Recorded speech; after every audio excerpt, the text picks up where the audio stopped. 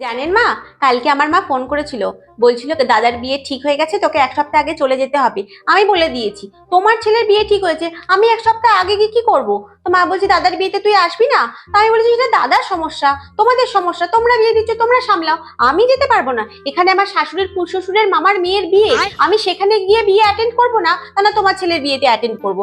আপনি বলুন মা, এটা তো এখন আমার নিজের বাড়ি, তাই না? এখানে আমাকে সমস্ত কর্তব্য করতে হবে, সমস্ত কিছু করতে হবে, তবে না আমি অন্যের বাড়িতে কর্তব্য করতে যাব। এই বাড়িতে কর্তব্য না করে আমি ওই বাড়িতে কখনো করতে যেতে পারি বলুন? এটা যখন আমার নিজের বাড়ি, ওটা তো আমার পরের বাড়ি, তাই না?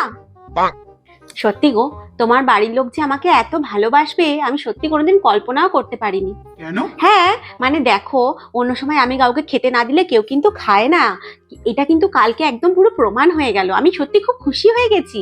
হ্যাঁ তাই তো, মানে কালকে আমার 105 জ্বর ছিল, আমি উঠে দাঁড়াতে পর্যন্ত পারছিলাম না, মানে তখনও পর্যন্ত কেউ একটা খাবার মুখে তোলেনি, একটা প্লেট পর্যন্ত বার করেনি। মানে আমি সত্যি এত খুশি হয়েছি, মানে আমি খেতে না দিলে কেউ খাবে না, এটা দেখে আমার এত খুশি হয়েছে, এত ভালো লাগলো। মানে আমি সত্যি চোখের জল পর্যন্ত ধরে রাখতে পারলাম না, মানে আমার শেষ নিঃশ্বাস পর্যন্ত আমি খেতে না দিলে কেউ খাবেই না। মানে এত ভালোবাসবে তোমার বাড়ির লোক, সত্যি আমি কল্পনা করতে পারিনি গো। আমি অনেক ভাগ্য করে এরকম একটা শ্বশুর বাড়ি পেয়েছি, মানে আমি সত্যি ঠাকুরের কাছে চাই এরকম শ্বশুর বাড়ি যেন কেউ না পায়। আমি সত্যি অনেক লাকি যে এত ভাগ্য করে আমি এরকম একটা বাড়ি পেয়েছি। আমি আসলাম। কোথায় যাচ্ছ তুমি? বাপের বাড়ি যাচ্ছি, তোমাকে বলেছিলাম না আজকে ছোটকুর অন্নপ্রাশন আছে। কিন্তু আজকে তোমার পিসিমণিরা আসছে। ও আচ্ছা আচ্ছা, ঠিক আছে দাঁড়া, আমি মাকে এক্ষুনি ফোন করে বলে দিচ্ছি আমি যেতে পারবো না। হ্যালো, হ্যাঁ মা, বলছি আমি যেতে পারবো না গো, আমার বাড়িতে পিসি শাশুড়ি আসছেন।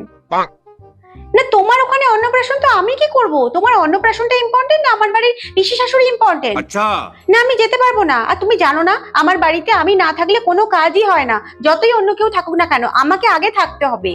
না তোমার ওখানে অনেকে আছে তো, তুমি তাদেরকে দিয়ে অন্নপ্রাশনের কাজ সেরে নাও।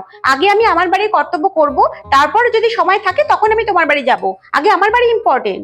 হ্যাঁ ঠিক আছে, তুমি রাখো, বলে দিচ্ছি।